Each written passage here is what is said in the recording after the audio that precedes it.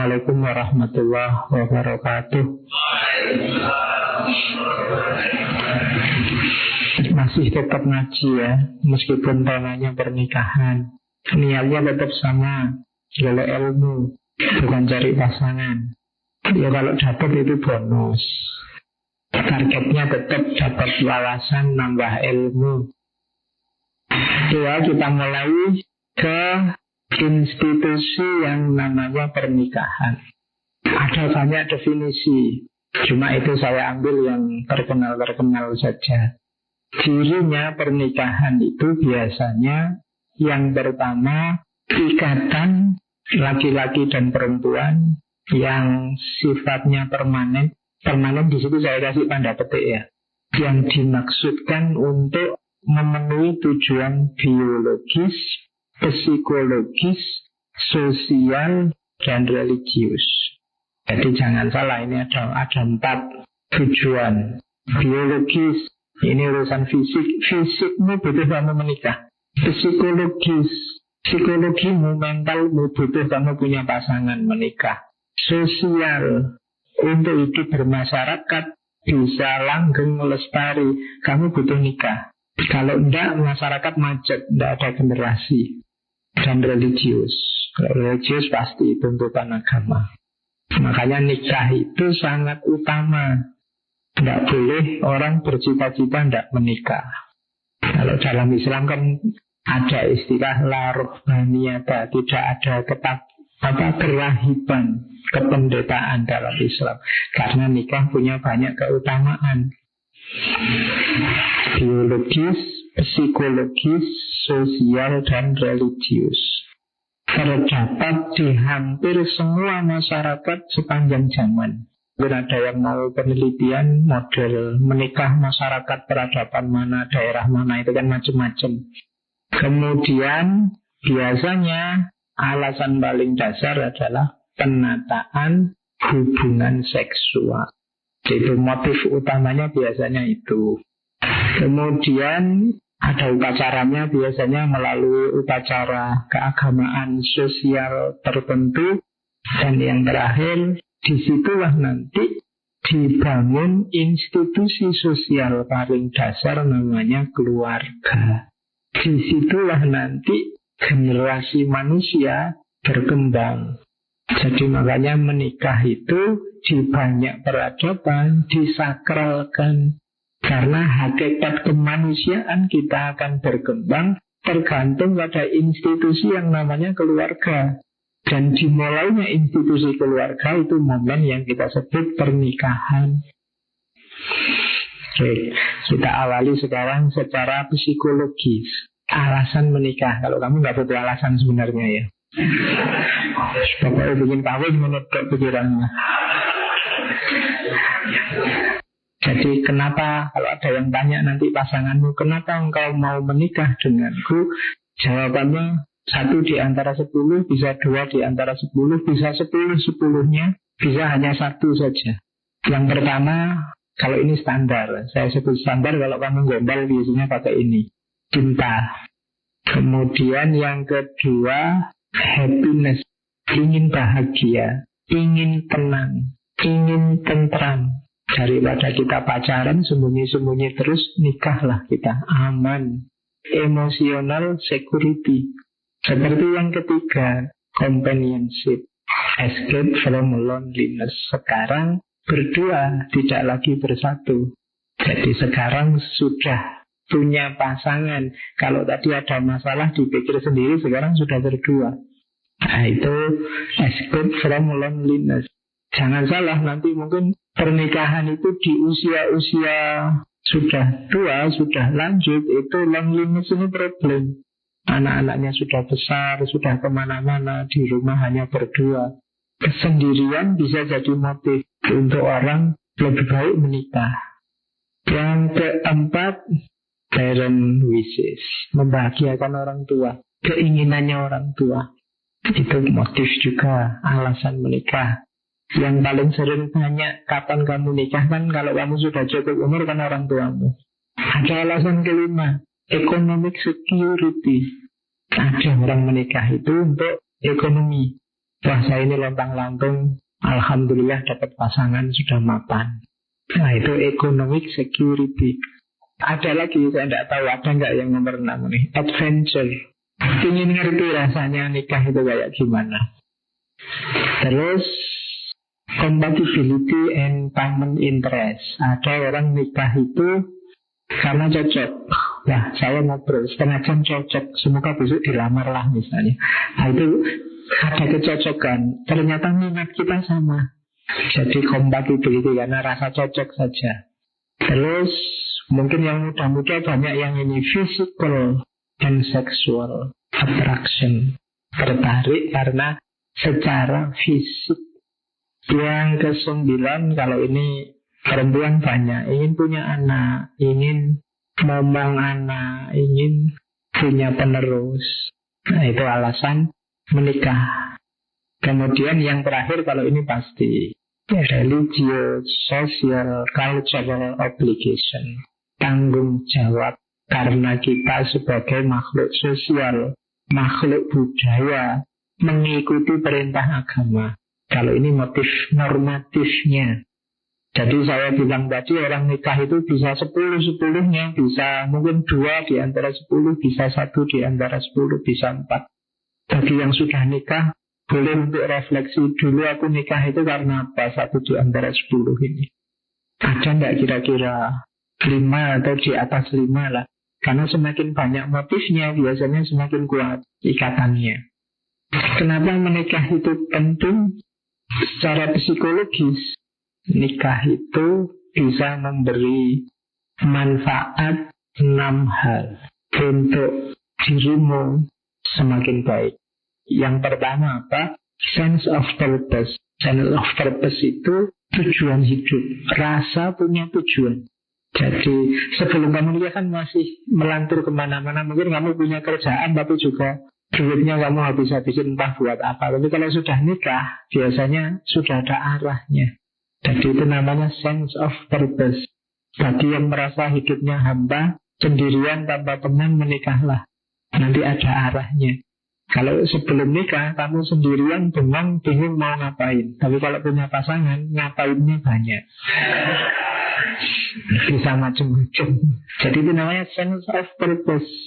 Sebelum kamu menikah, pulang semalam apapun gak karepmu, kamu pulang jam 3 subuh juga gak masalah, nongkrong, begadang. Tapi setelah nikah ada sense of purpose. Kamu sudah punya keluarga, keluargamu mau diapain, mau dibawa kemana. Itu namanya sense of purpose.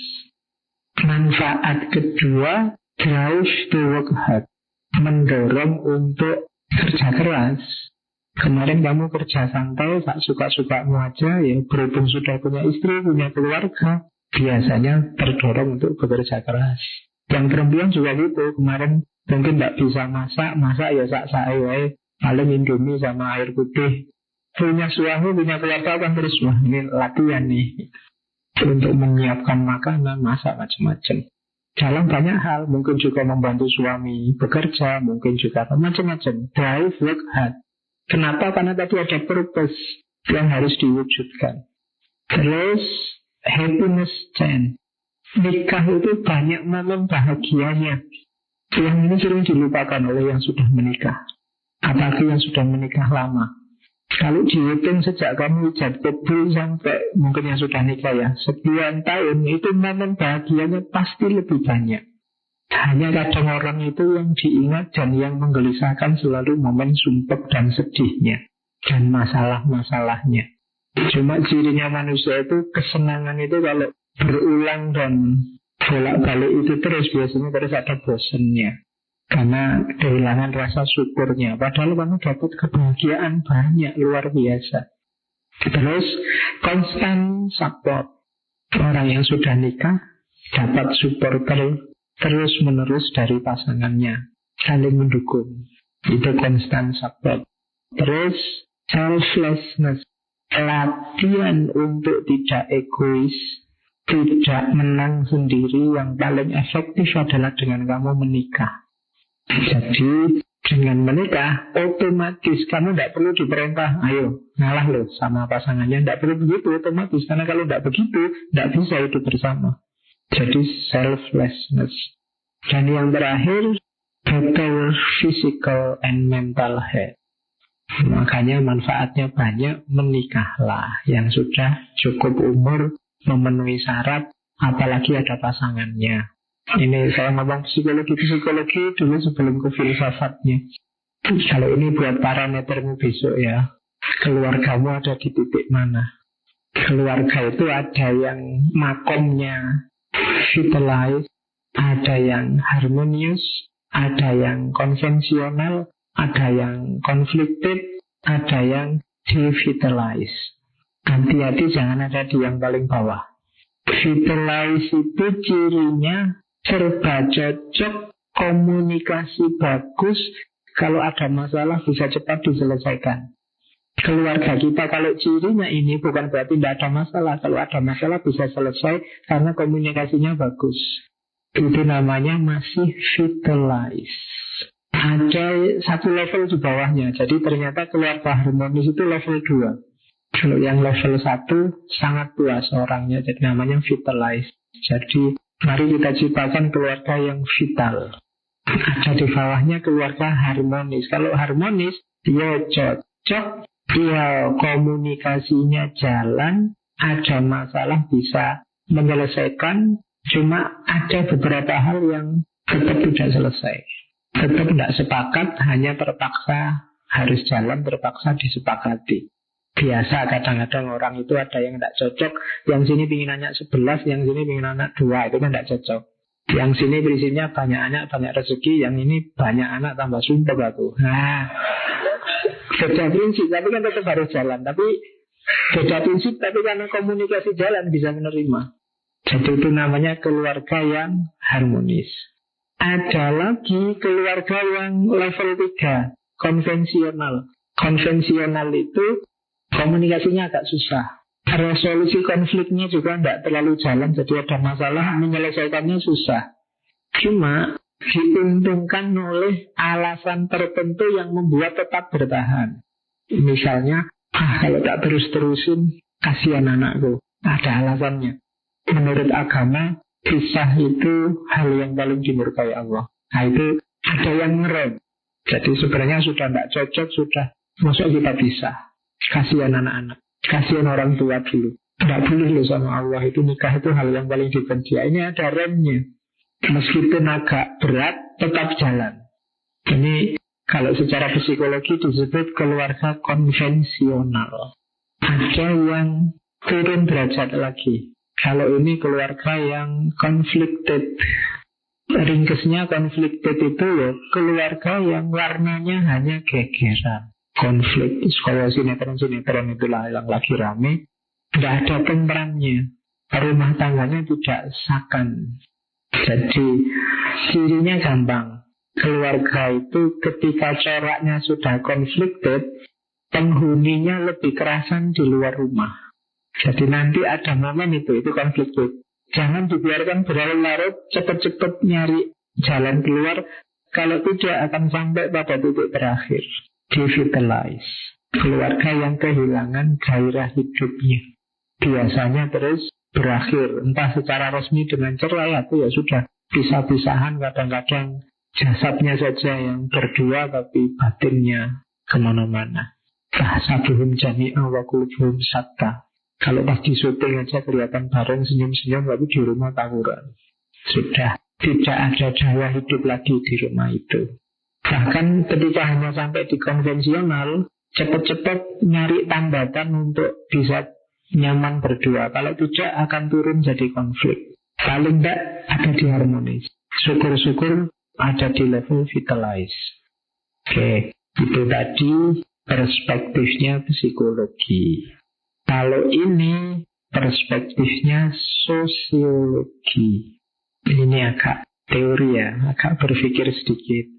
Jadi ada teori cinta dan pernikahan. Kayak tadi kita selalu bilang bahwa lo nikah itu harus ada cintanya, Pak. Pandangan itu benar. Tapi dulu ada pandangan yang berbeda. Nikah kalau dulu itu tidak harus didahului dengan cinta. Jadi nikah ya nikah, cinta ya cinta. Dua hal yang berbeda. Kalau ada orang menikah dan ada cintanya itu bagus, tapi tidak harus selalu.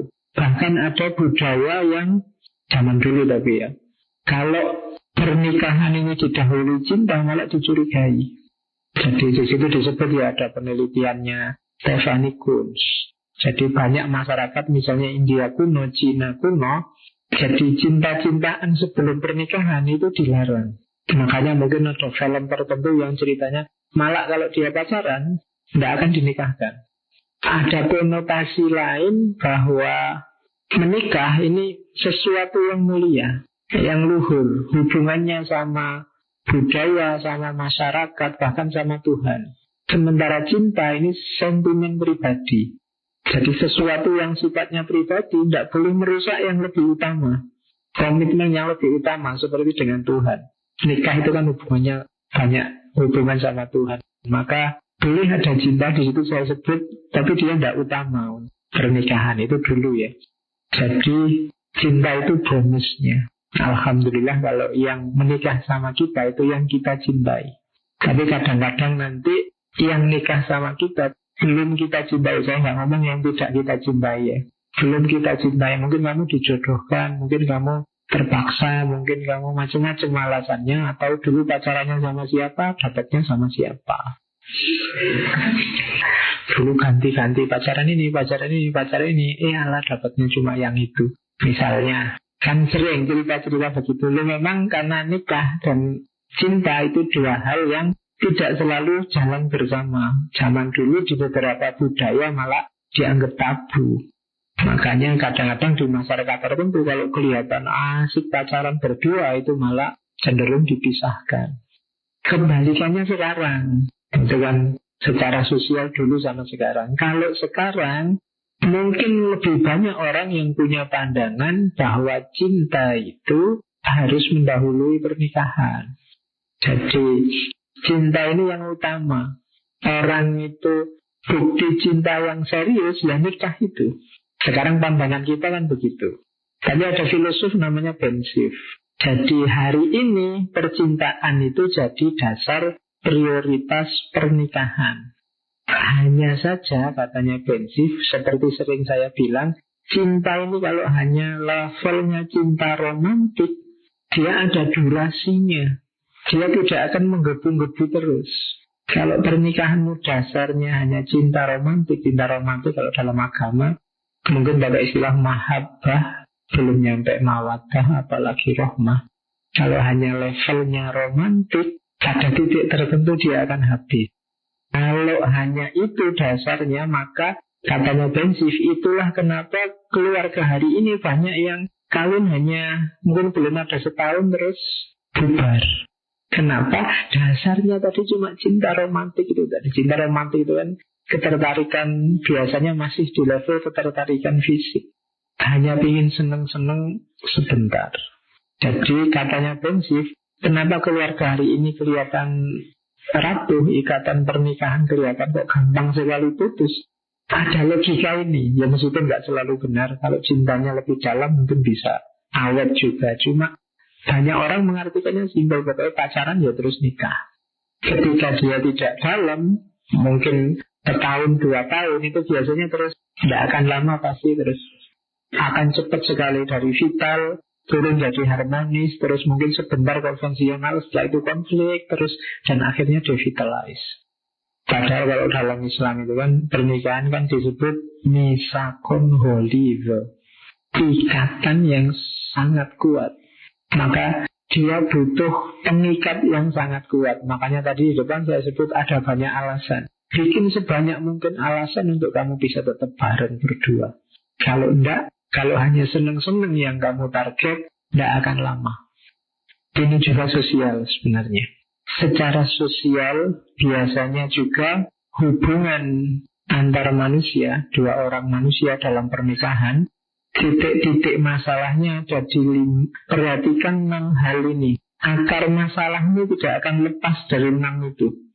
Jadi kalau ada masalah, aku dulu punya pasangan kok gegeran terus Pak, coba cermati. Pasti 1, 2, atau 3 di antara 6 itu.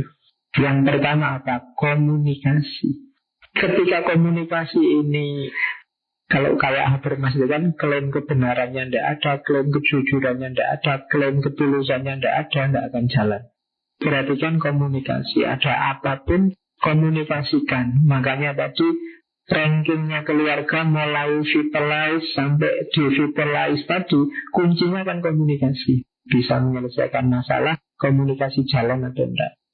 Yang kedua, prioritas. Ya, manusia itu betapapun dia hidup berdua, masing-masing punya persepsi, punya visi yang kadang-kadang berbeda. Yang sini prioritasnya apa, yang sini prioritasnya apa. Yang sini karir dulu, yang sini anak dulu. Prioritas itu seperti sering saya bilang, hidup ini banyak pilihan yang bukan milih yang baik sama yang jelek, tapi yang baik sama yang baik, tapi mana yang harus didahulukan. Itu namanya prioritas. Kuliah ya bagus, punya anak ya bagus. Yang sini pengen punya anak dulu, yang sini pengen kuliahnya selesai dulu, terus rame. Nah, itu prioritas. Itu kalau tidak cocok, biasanya jadi sumber masalah. Kemudian yang ketiga, kalau sudah menikah, biasanya berhadapan dengan ini, division of labor, pembagian kerja. Ketika komunikasi tidak jalan, pembagian kerja tidak jelas, itu terus biasanya rame. Terus intimasi. Intimasi ini biasanya orang itu menggebu-gebu kalau di awal-awal. Ketika sudah banyak urusan berdua, kedekatannya berkurang. Mungkin lebih dekat dengan teman-teman di kampusnya, di kantornya, lebih sering ketemu dibandingkan yang di rumahnya. Itu intimasi, itu sering juga jadi masalah. Kemudian in-laws. In-laws itu sebenarnya orang lain yang ada hubungannya dengan kita. In-laws itu kalau pernikahan ya keluarga. Itu sering jadi masalah. Keluargamu, keluargaku. Ada yang suka ganggu, suka ngerecoi, suka intervensi. In-laws namanya. Mungkin mertua, mungkin sepupu, mungkin family, macam-macam. Itu juga sering jadi masalah. Perhatikan nanti itu. Komunikasikan sebaik mungkin. Itu sering jadi masalah. Dan yang terakhir tidak perlu saya jelaskan. Duit. Itu pasti sudah ya. Sekarang kita mulai melihat philosophy of marriage. Kita buka dengan dawuhnya Socrates ya. Yang pertama katanya Socrates, whether you will marry or not, you will regret. Jadi anak-anak muda katanya Socrates, engkau menikah atau tidak menikah, engkau akan menyesal. Ya, tentunya yang disesali beda ya. Begitu kamu nikah, nanti ada banyak hal yang hilang dan kamu sesali. Ngapain dulu nikah, sekarang tidak bisa. Nah, itu masih ada banyak. Tidak nikah, apalagi. Ketika kamu tidak nikah juga kamu akan menyesal. Jadi, diawali dari kalimat ini. Whether you marry or not, you regret. Tapi, katanya Socrates, by all means marry. Tapi apapun yang terjadi, menikahlah. If you get a good wife, you will become happy. Kalau engkau dapat istri yang baik, engkau akan bahagia. If you get a bad one, kalau engkau dapat istri yang jelek, you become a philosopher. Jadi kalau engkau dapat istri yang jelek, kamu akan jadi filosof. Tenang aja. Sebenarnya ini Socrates mengomentari hidupnya, pengalaman hidupnya. Dia punya istri namanya Santipe. Santipe itu cerewet. Pokoknya dia tiap hari diomeli terus Socrates itu di rumah. Karena Socrates ini mungkin tidak terlalu perhatian sama istrinya, sukanya diskusi, terus nongkrong sama teman-temannya di luar diskusi itu kan. Sampai ada cerita waktu Socrates diskusi di depan rumah sama temennya, saking jengkelnya istrinya disiram sama air panas. Tapi ya dari istri yang kayak gitu lahirnya Socrates. Jadi kalau kamu punya istri kayak gitu, katanya Socrates, lo kan kamu jadi merenungi arti hidupmu. Ya, apa sih maknanya hidup ini? Kenapa kok nasibku kayak gini misalnya? Jadi kalau kamu dapat istri yang jelek, kamu akan jadi filosof. Jadi by all means menikahlah. Diuraikan agak detail oleh Maulana Jalaluddin Rumi dalam Fihi Ma Fihi. Katanya Jalaluddin Rumi, itu kebiasaan kita ini, siang dan malam engkau senantiasa berjuang, berusaha mengubah akhlak lawan jenismu, pasanganmu, untuk membersihkan ketidaksucian mereka dan memperbaiki kesalahan-kesalahan mereka. Lebih baik mensucikan dirimu sendiri melalui mereka daripada mencoba mensucikan mereka melalui dirimu. Ubahlah dirimu sendiri melalui mereka. Temuilah mereka dan terimalah apa saja yang mereka katakan.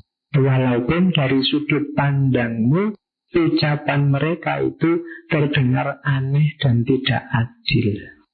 Jadi, jangan salah katanya Jalaluddin Rumi, menghadapi pasanganmu. Orang itu biasanya hidup dengan ideal-idealnya, kemudian ingin memaksakan ideal itu pada pasangannya. Jadi kita ingin mengubah pasangan kita. Katanya Jalaluddin Rumi, keliru cara berpikir begitu. Kita oleh Allah diberi pasangan itu untuk meningkatkan kualitas hidup kita. Jadikan pasangan kita untuk menyucikan diri kita. Mungkin pasangan kita baik, jadikan itu pijakan iya ya. Harusnya aku lebih baik dari dia. Atau pasangan kita tidak cocok, ungkapan-ungkapan dirinya tidak sesuai dengan kita. Itu adalah titik bijak pelajaran tanggung jawab kita untuk kita meningkatkan kualitas diri kita di hadapan dia. Jadi jangan dibalik. Katanya Jalaluddin Rumi, itulah pada hakikat dari persoalan inilah Rasulullah Muhammad Shallallahu Alaihi Wasallam bersabda, tidak ada kerahiban dalam Islam, la ruhbaniyata fil Islam. Jalan para rahib adalah tinggal di pegunungan, lelaki hidup tanpa perempuan dan berpaling dari dunia.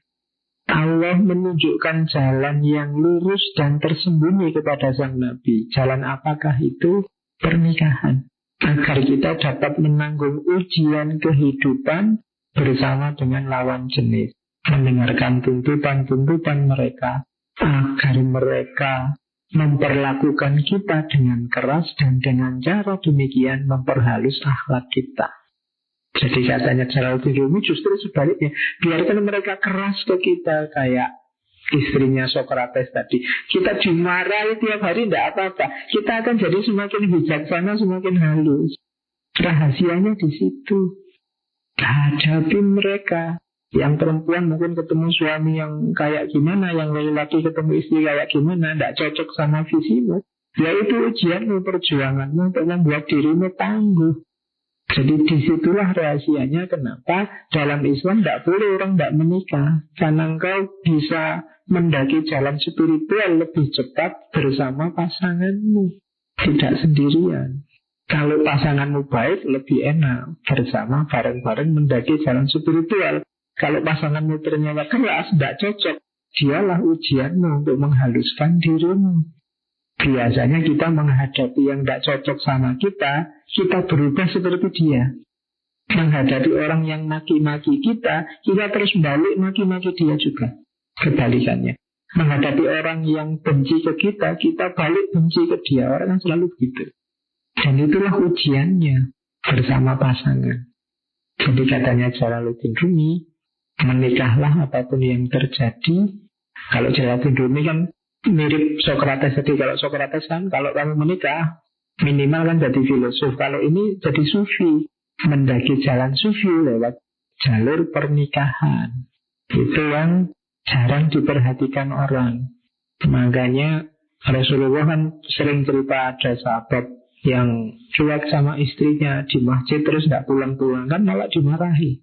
Karena semuanya ada haknya, ada fungsinya. Punya istri juga dia punya hak. Yang di situ sebenarnya itulah tangga spiritual kita, pembersihan diri kita. Oke, kita masuk sekarang ke filosof yang ini harus agak hati-hati memahaminya. Jadi ada beberapa gagasannya Nietzsche yang khas tentang pernikahan. Nietzsche punya prinsip kayak tadi, jangan nikah karena cinta, bahaya. Jadi katanya Nietzsche, dia punya rumus. Yang pertama apa? Nikah itu bukan dengan orang yang kamu cintai. Carilah orang yang menurutmu asik diajak bicara.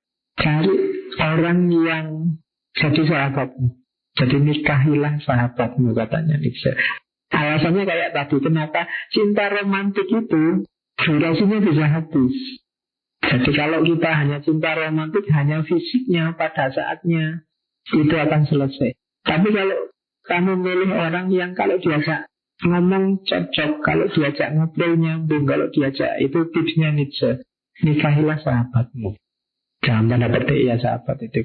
Berarti ya kalau kamu hari ini sudah punya pasangan, hiduplah berdua seperti sepasang sahabat. Katanya Nietzsche, the best friend will probably acquire the best wife. Because a good marriage is founded on the talent for friendship. Teman terbaik itu mungkin dia akan jadi istri terbaik. Setelah ini silahkan berteman. Yeah. Because a good marriage is founded on the talent for friendship. Jadi pernikahan yang bagus itu dasarnya adalah persahabatan. Kalau suami istri gayanya bisa kayak sama sahabatan, itu biasanya lebih panjang durasinya. Lebih kuat ikatannya dibandingkan hanya karena cinta yang romantik tadi. Kalau hanya cinta yang romantik tadi, menggebu-gebu luar biasa di awalnya, tapi nanti lama-lama padam. Makanya katanya Nietzsche, it is not the lack of love, but a lack of friendship that makes unhappy marriage. Bukanlah kurang cinta, tapi kurang persahabatan. Kalian kalau sama sahabat kan, yang punya teman, punya sahabat kan bisa segitunya sama sahabat. Dan itu lebih long lasting, lebih lama, lebih abadi. Mantan teman itu kan jarang, kalau mantan pacar banyak. Jadi katanya Nietzsche, dia rumusnya cari sahabatmu. Atau mode hidupmu berdua adalah mode sahabatan. Jadi makanya kan sekarang dijadikan modus kan, kalau kamu mau nikah enggak sama aku, enggak, kita sahabatan aja. Lebih abadi. Nah, katanya Nietzsche begitu. Kalau sudah menikah, katanya Nietzsche ini, fokus ini loh, biar rumah tangganya langgeng, sukses, itu fokus lahirkan Uberman, Superman, Junior yang banyak. Sudah tidak usah macam-macam. Tadi kan orientasi hidup di pernikahan, orientasinya satu aja, super babies. Bikin generasi yang super, yang bisa mewujudkan potensi tertinggi manusia. Dan generasi super ini akan lahir dari ayah ibu yang juga super. Yang ketiga, Nietzsche ngeritik kalimat yang banyak dipakai di barat saat pernikahan. Jangan menjanjikan cinta abadi. Siapapun yang bilang cintaku padamu abadi, itu pasti gombal. Katanya Nietzsche itu tidak cuma absurd tapi juga bohong. Tidak mungkin cinta bisa abadi. Makanya katanya Nietzsche, dia ketawa kalau orang nikah terus pakai ini, till death do us part. Kita hanya bisa dinikahkan, dipisahkan oleh kematian. Nietzsche tidak percaya, gombal, tidak ada yang kayak gini. Katanya Nietzsche apa? Tidak realistis. Harusnya diganti ini kalimatnya. For as long as I love you, I shall render to you the action of love. Selama aku mencintaimu, aku akan melakukan segala aktivitas cinta. If I cease to love you, kalau aku sudah berhenti mencintaimu, jadi cintaku sudah habis, sudah tidak cinta lagi, you will continue to receive the same action from me. Kamu tetap akan mendapatkan banyak sikap tindakan penuh cinta dariku, same action from me, though from other motive, meskipun dengan motif yang berbeda. Jadi aku tidak menjanjikan cintaku abadi ringkesnya, tapi aku akan selalu baik padamu. Entah dengan alasan apa tetap sebagai suami atau sebagai sahabat atau sebagai mantan. Jadi jangan khawatir, aku tetap akan berbuat baik padamu. Free from other motive. Nah, itu katanya Nietzsche lebih realistis daripada menjanjikan aku akan mencintaimu selamanya. Hanya kematian yang bisa memisahkan kita. Itu berat katanya Nietzsche. Itu hanya ada di drama. Berarti kan ini buat laki-laki ya. Katanya Nietzsche, let men suffer. Biarkan laki-laki menderita. Kenapa? Katanya Nietzsche ada beda tipe antara laki-laki dan perempuan. Kalau perempuan itu tipenya adalah ketentraman, kenyamanan, stabilitas. Sementara laki-laki sukanya tantangan, hambatan. Laki-laki itu potensinya akan muncul begitu dia dapat tantangan, dapat hambatan. Kalau hidupnya lancar terus, mulus terus, kehebatannya tidak akan kelihatan. Maka katanya Nietzsche, seorang istri jangan hanya menyamankan suamimu, baiklah untuk sekali-sekali membuatnya menderita. Katanya ini siapa? All becoming and create everything that guarantee the future involve pain. Segala perkembangan, becoming and growth dan pertumbuhan, segala yang menjamin untuk masa depan itu involve pain, berisi banyak rasa sakit. Untuk kita bisa tumbuh, bisa berkembang, harus mau sengsara. Kalau nyari enaknya saja, kamu tidak akan berkembang. Maka perempuan sedikit nuntut ini, nuntut itu, mau pingin ini, pingin itu, biar apa? Biar laki-lakinya bangkit. Kalau tidak ada tantangan, sampai dia. Kalau tidak ada hambatan, tidak berkembang dia. Itu analisisnya Nietzsche. Biar pasanganmu jadi Superman, siksalah dia sekali-sekali. Itu Nietzsche loh ya. Katanya Nietzsche, whatever does not kill me makes me stronger. Apapun yang tidak bisa membunuhku akan membuatku lebih kuat. Jadi kita ngalami banyak sekali penderitaan, asal nggak sampai mati loh ya. Pada akhirnya kita akan lebih kuat. Ujian, cobaan, tantangan, hambatan itu membuat kita semakin kuat, semakin kuat. Maka jangan menghindari masalah, jangan nyari nyamannya saja terus. Itu prinsip let men suffer. Kalau kamu tidak terbiasa dengan ujian, diuji sekali dan ringan bisa runtuh. Tapi yang terbiasa dengan godaan, dengan tantangan, dengan ujian, ya semakin besar ujian dia semakin survive. Sebenarnya let men suffer itu berlaku untuk semua, tidak laki-laki, tidak perempuan. Beranilah menerima tantangan, beranilah menerima masalah, menerima ujian, biar kalian bisa bangkit lebih baik, lebih bagus dari sebelumnya. Oke, kita tinggalkan Nietzsche. Sebenarnya masih banyak dari Nietzsche tentang pernikahan. Kalau ini Khalil Gibran, sang Nabi, ketika ditanya tentang pernikahan, katanya Gibran, berpasangan engkau telah diciptakan, dan selamanya engkau akan berpasangan. Bersamalah dikau tatkala sang maut merenggut umurmu. Ya, bahkan bersama pula kalian dalam ingatan sunyi Tuhan. Namun, biarkan ada ruang di antara kebersamaanmu itu, tempat angin surga menari-nari di antaramu. Berkasih-kasihanlah, namun jangan membelenggu cinta. Biarkan cinta itu bergerak senantiasa bagaikan air hidup yang lincah mengalir di antara pantai dua jiwa. Jadi ini maunya Gibran, ya kalian hidup berdua, tapi jangan kehilangan jati diri. Hargailah pasanganmu sebagaimana dia apa adanya. Jangan paksa dia sama persis seperti dirimu. Saling isilah piala minumanmu, tapi jangan minum dari satu piala. Saling bagilah rotimu, tapi jangan makan dari pinggan yang sama. Bernyanyi dan menarilah bersama dalam segala suka dan cita. Hanya biarkanlah masing-masing menghayati ketunggalannya. Kali rebana masing-masing punya hidup sendiri, walau lagu yang sama sedang menggetarkannya. Jadi kita hidup berdua, kita hidup bersama, tapi biarkan perbedaan itu tetap ada. Jangan dipaksa untuk sama. Berikan hatimu, namun jangan saling menguasakannya.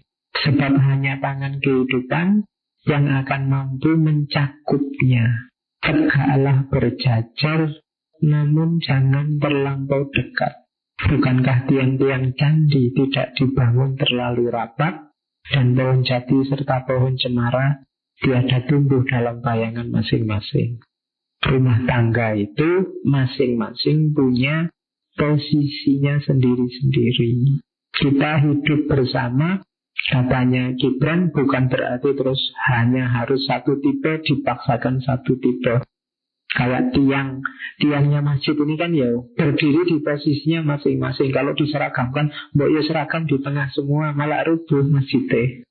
Saling menguatkan itu ya sesuai dengan posisinya masing-masing, sendiri-sendiri.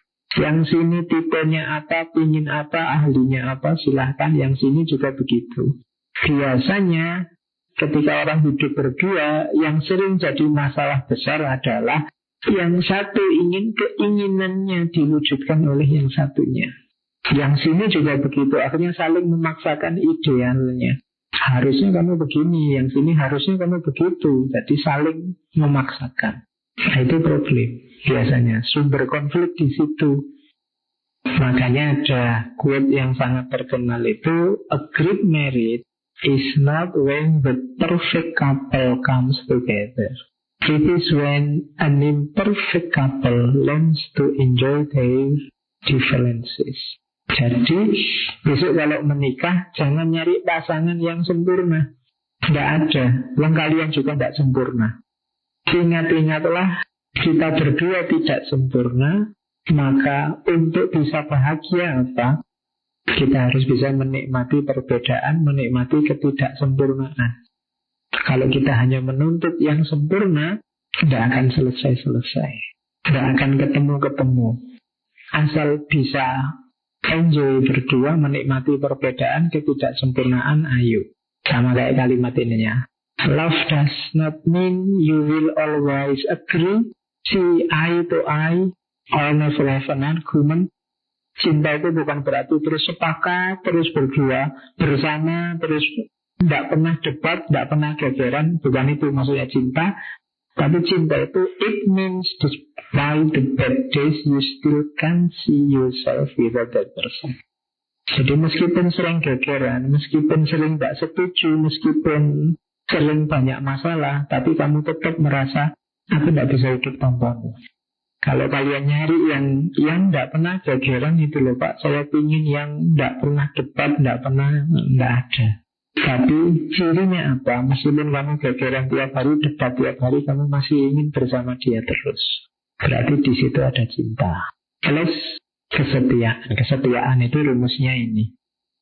I'd rather argue with you than kiss someone else. Itu setia namanya. Aku mending gegeran terus dengan kamu daripada harus mencium orang lain.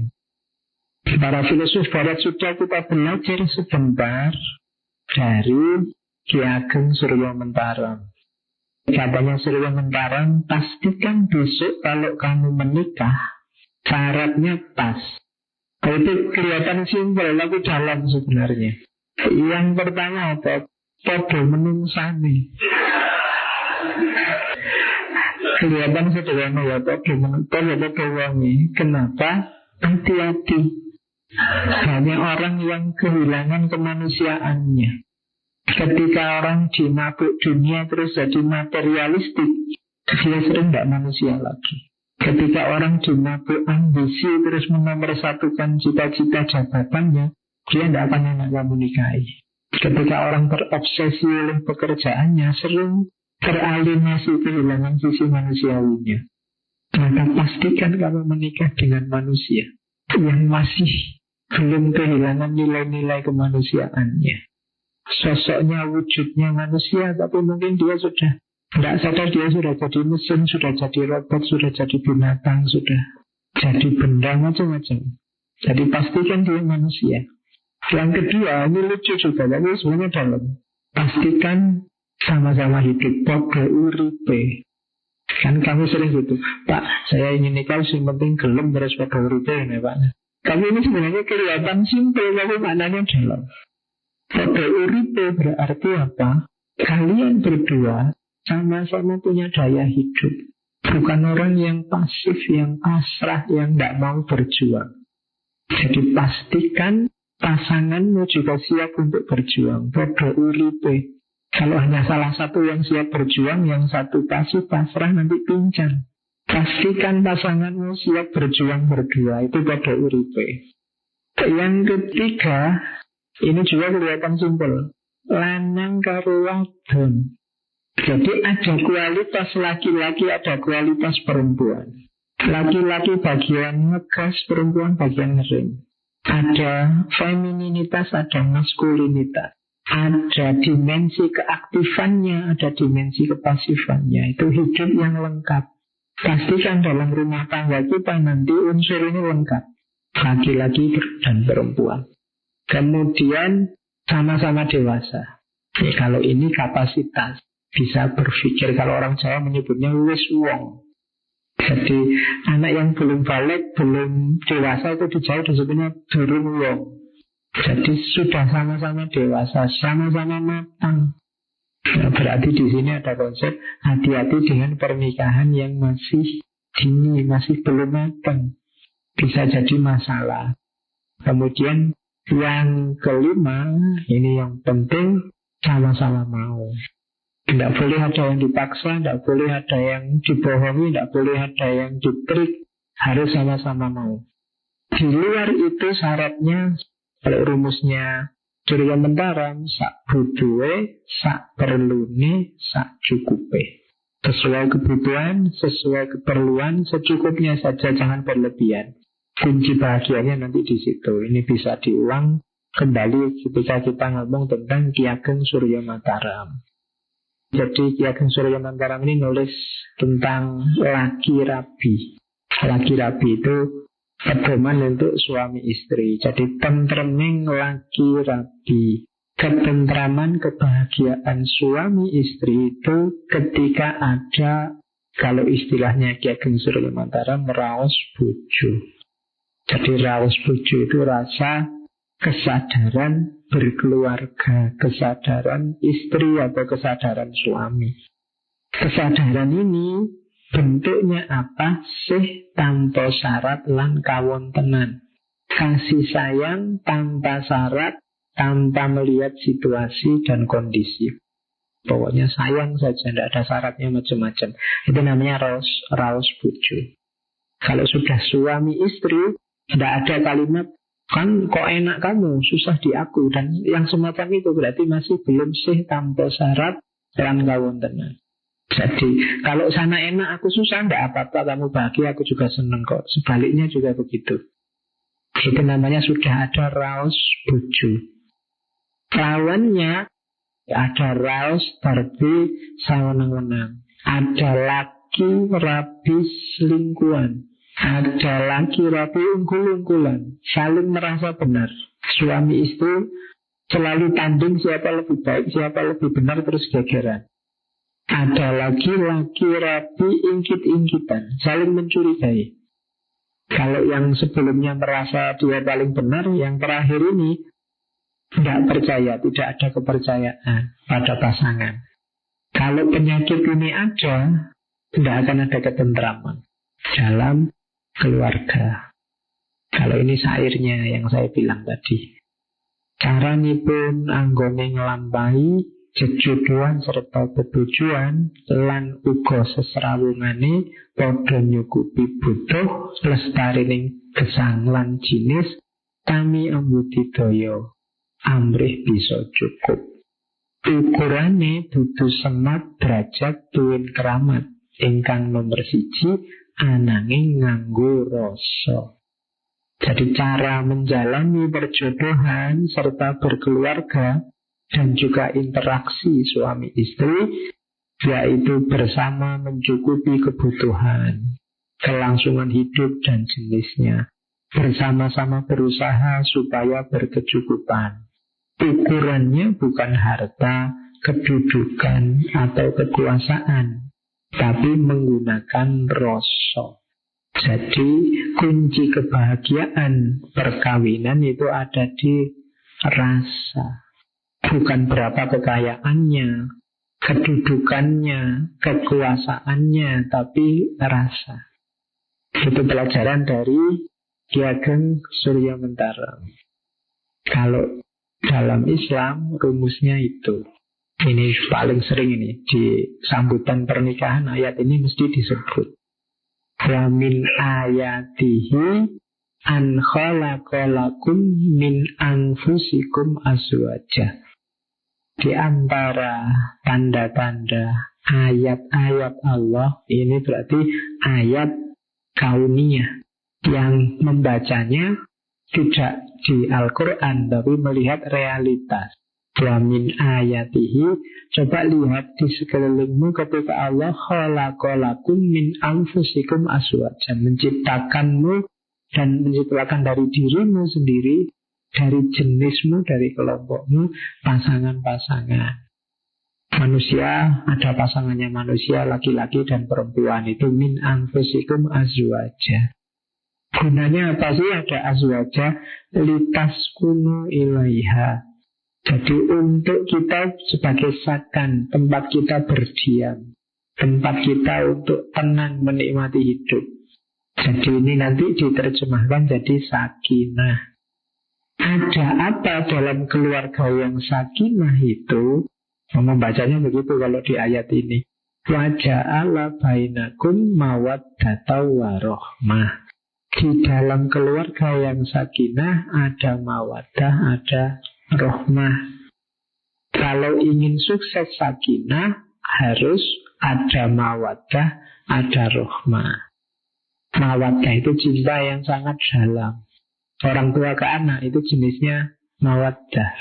Jadi yang tanpa syarat, mendalam, tidak lagi romantik tadi. Kalau hanya romantik itu mungkin tadi saya sebut banyak orang pakai istilah mahabbah.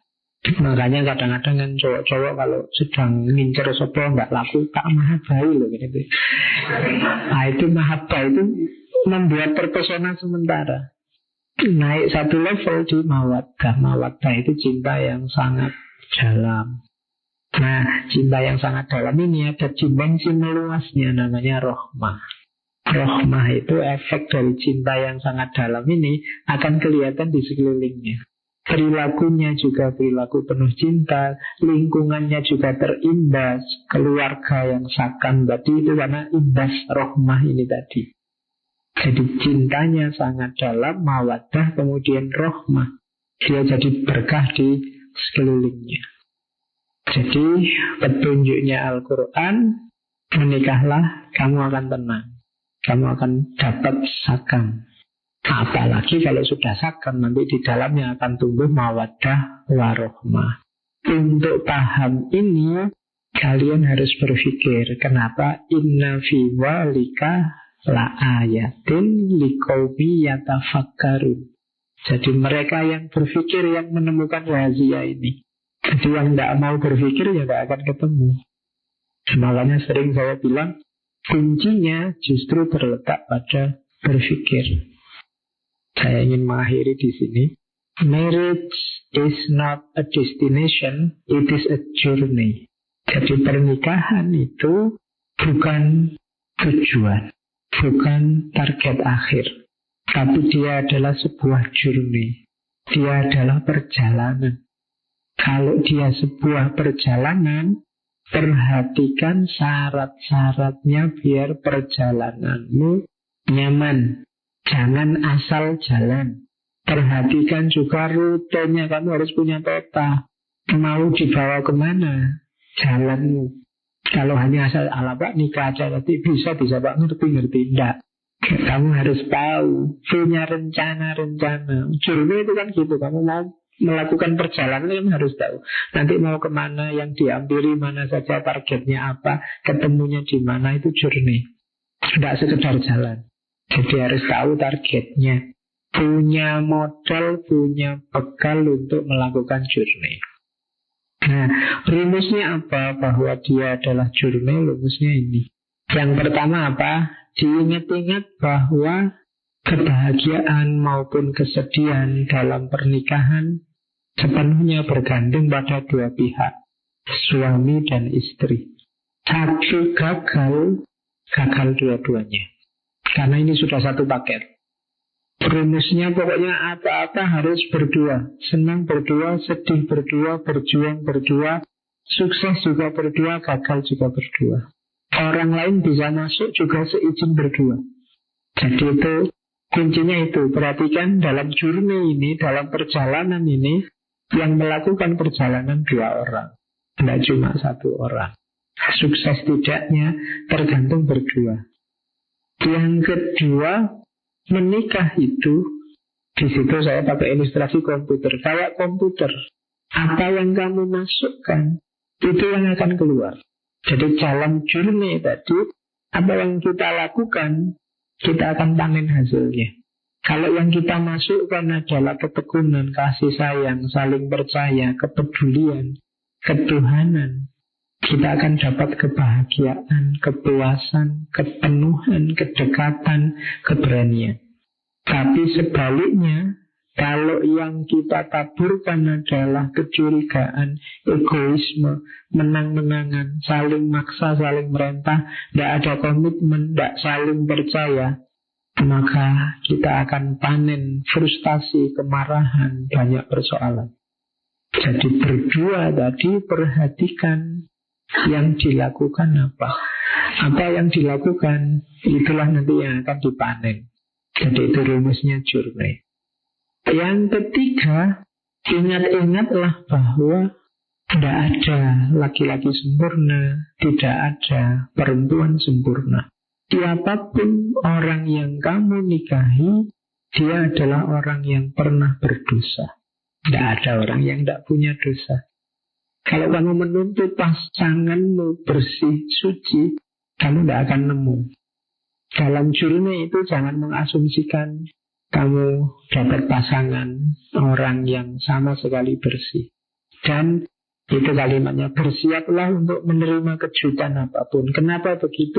Karena kemarin kita belum tahu sepenuhnya dia. Sekarang bersama, nanti lama-lama satu dua wataknya, satu dua karakternya akan muncul. Tidak usah kaget, biasa saja.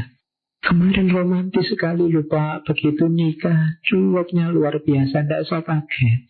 Kemarin ada pamrihnya, biar kamu mau, biar kamu suka. Sekarang sudah suka, cuek lah, aslinya keluar. Romantisnya sama yang lain lagi. Jadi siap-siaplah, itulah pasanganmu. Berjuang terus. Jangan masukkan yang jelek-jelek, nanti keluarnya juga yang jelek-jelek. Yang selanjutnya, dalam tanda petik ya, di situ saya kasih tanda petik. Sifatnya gambling.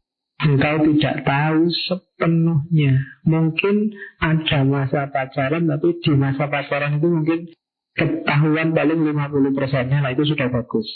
Sebaik apa atau seburuk apa pasanganmu. Ya contohnya nggak harus selalu jelek. Mungkin zaman pacaran dia khawatir dianggap nggak gaul, terus digaul-gaulkan, begitu nikah, ternyata solehnya luar biasa. Kalau memang cintamu sejati, tidak bersyarat, itulah tantangan, itulah perjuangan. Seperti katanya Jalaluddin Rumi, seperti petunjuknya Nietzsche tadi. Seperti apapun pasanganmu, tantangan. Bukan tantangan untuk mengubah dia, tapi tantangan untuk membuatmu semakin baik, semakin berkualitas. Dan membuatmu jadi orang yang lebih baik. Jadi apapun besok yang kamu temui, rumusnya itu dalam journey-mu mengarungi pernikahan. Ingat-ingat hidupmu berdua, bahagia sedihmu tergantung berdua. Kemudian masukkan yang baik-baik kalau ingin memanen hasil yang baik. Kemudian yang kamu nikahi itu manusia biasa, yang bisa juga keliru, bisa salah, bisa berdosa.